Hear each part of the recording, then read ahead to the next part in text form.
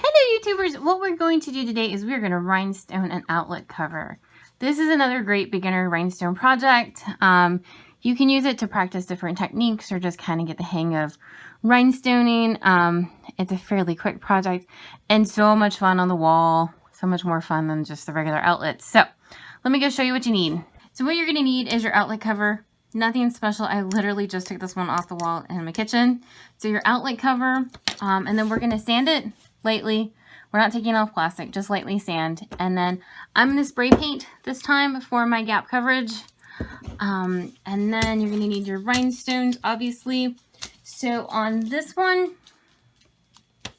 I used this bag, and this bag is from BlingeeThingee. It came originally with 1,000 glass rhinestones, and this is how many are left over. It feels a little more empty than this kind of is showing on camera. So this is what the full bag looks like. So we're going to do a pink one today. So I would say at least 1,000 rhinestones just to be safe. If your mix is a bunch of the little bitty stones, obviously you would need more, and you would need less if it's the bigger stones. But we're going to do this in pink glass rhinestones today. And then we're going to use Liquid Fusion. This is the glue that I'm using. I know there are other glues out there on the market that will work for this, but this is what I have, and this is what I used on this one. And then we're going to use the paper plate, and this is a lip gloss applicator to apply the glue today. As always, there's any number of plates and bowls and things you can buy on the market to hold rhinestones and to flip rhinestones and all of that. You're more than welcome to buy them all. This is just what I'm using. And as always with the rhinestones, these are from BlingeeThingee. She has a shop on Etsy.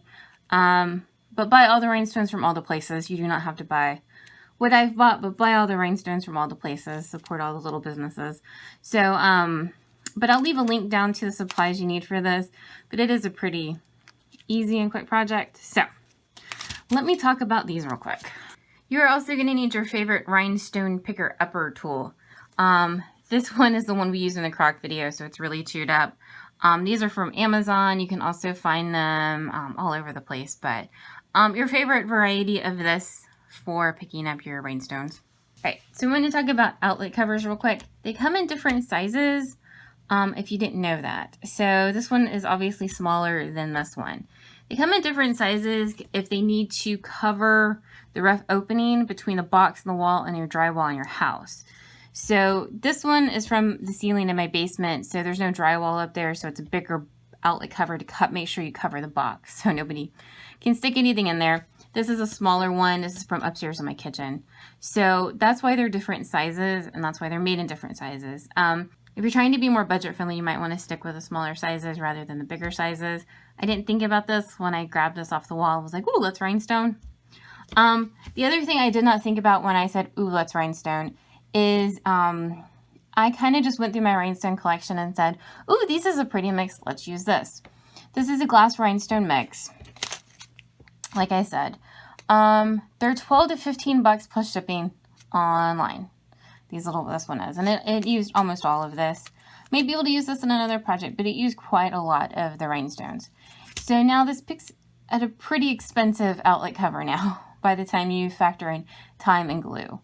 So if I had to do this again, I probably would go with like a resin mix because it's going to be substantially cheaper to do. I think these are about $4 or $5 online instead of the, 12 to 15. So keep that in mind. This guy is also heavy-ish.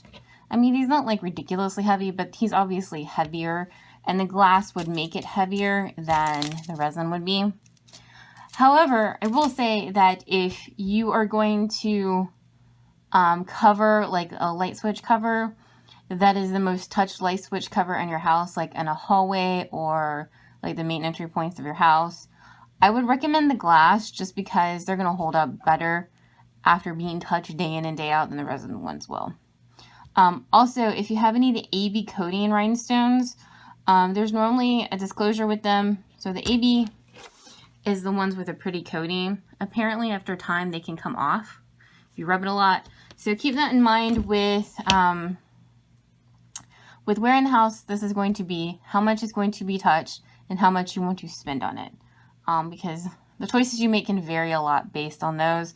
I didn't really think about this when I did this one, but I did want to point out that. Also, since I wanted to point out this one, we're going to spray paint these guys. I spray painted this one green, as you can see. And the reason why is you're going to have gaps. You're just going to have gaps. You're putting a bunch of circles together. It just can't be helped. So, now, the reason why I did this specifically why I spray painted this one. Now, you could have done the 2-part epoxy with Bob Smith like we did here. It's a little more opaque. You can see through it a little bit more than you can with the dark spray painting. So that's one reason I went with it. Also, this is a small project, so mixing the 2 parts together and the mica powder in it isn't that big. This is a bigger project, so it'd be a lot of mixing to get old real quick. Also, when you mix stuff into the 2-part bob, it sets quicker. So you got to maximize your time a little bit better. So with the spray painting, it's 1 coat, you're done, and then it will significantly help with the gaps in your design. So embrace the gaps, I have been told. So, all right, let's get going. All right, so what I like to do is just lightly scuff, and you'll see it just slightly scratches up the surface. You don't have to take like plastic off by any means.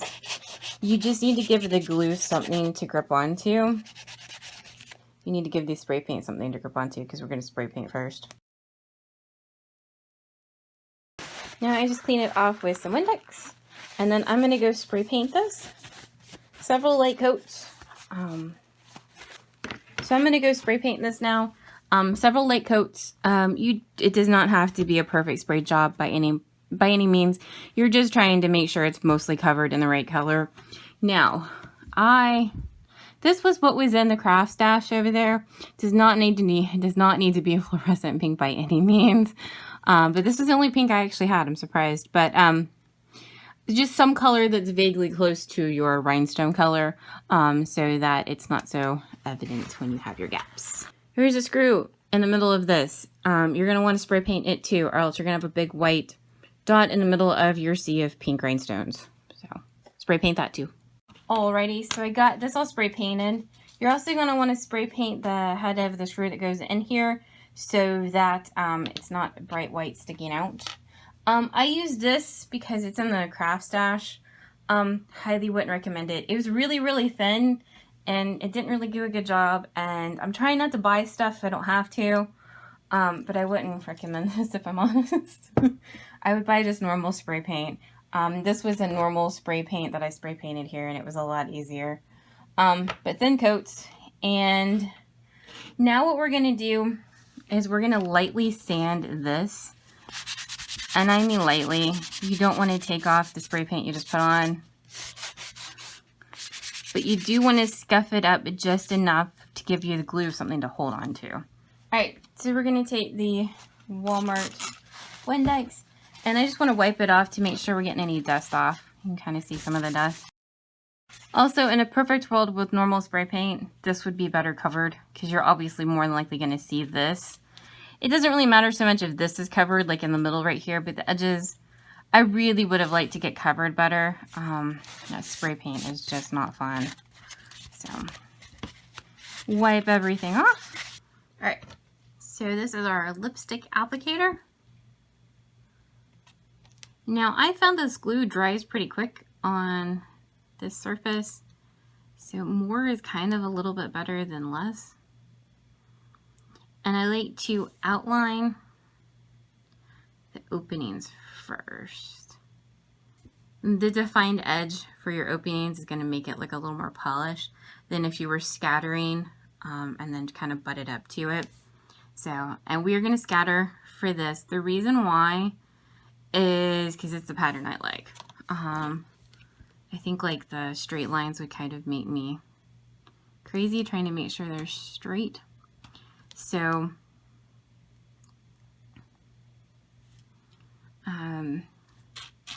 scatter is my preferred method. If you like another method, go for it. The other cool thing with this is if you want to try a different method, like if you want to try a honeycomb or like some kind of swirly pattern, this is a great method or a great way to try it out, because in this way you can, it's not a big thing you've got to finish. So if you hate it, you're not stuck forever on like a big huge tumbler trying to finish your project you hate. So you do want to split up sizes. I've got a lot of the same sizes there. So try to split up sizes and colors to give it a little more variation.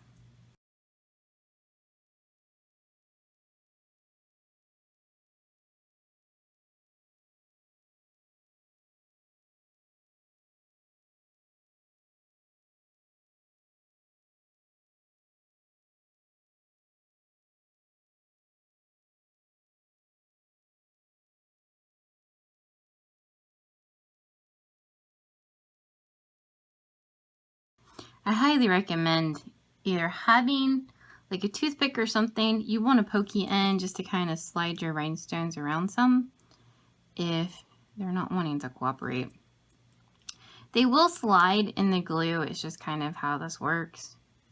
It eventually helps once you get a couple rows on, and then you can use them. See, like this guy's wanting to move. When you finally get a couple rows on, you can let it dry a little bit, and then you can have something to press against. But when you're first starting on this, it is a bit annoying. I don't know. This is always like oddly hypnotic to me. I don't know why.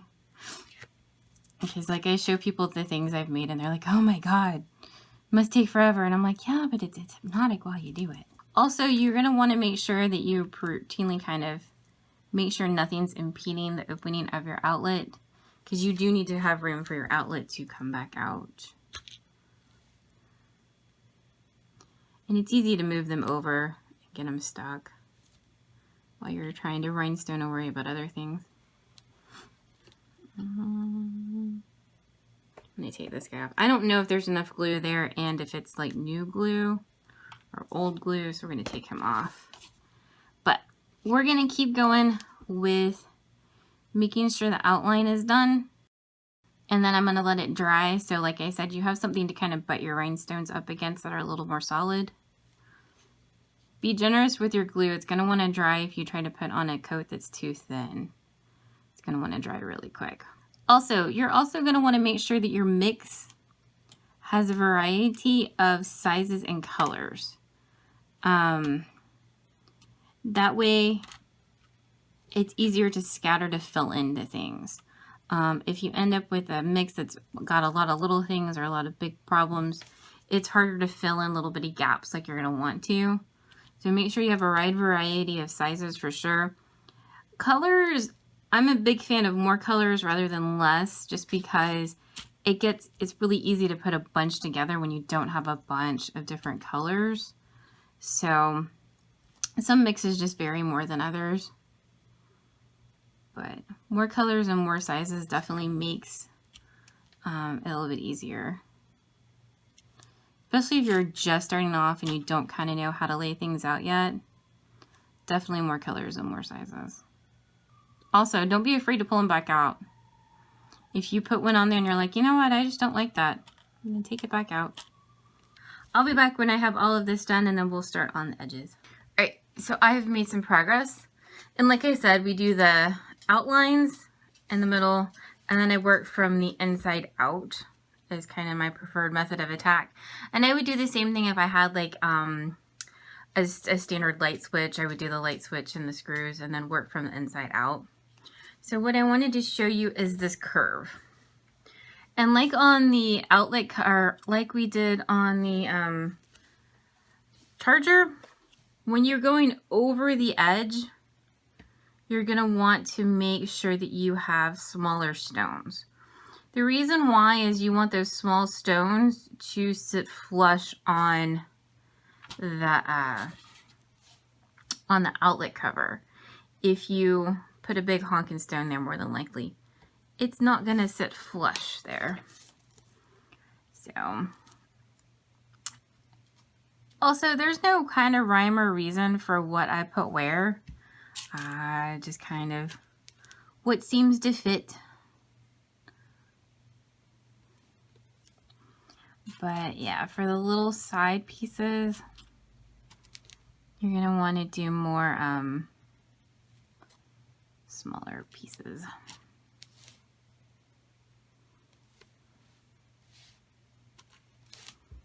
You can get away with some big ones and go from the outside and then back in if you want to as well.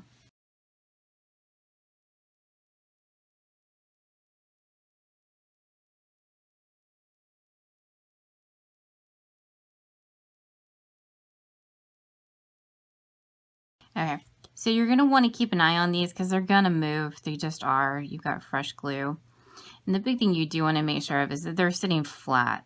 So like that one had moved up on top of the other one because of the moving around of the stones. So just double check on them often and really work in big sections. And don't put on giant swaths of glue. It's just going to dry before you can put rhinestones in it.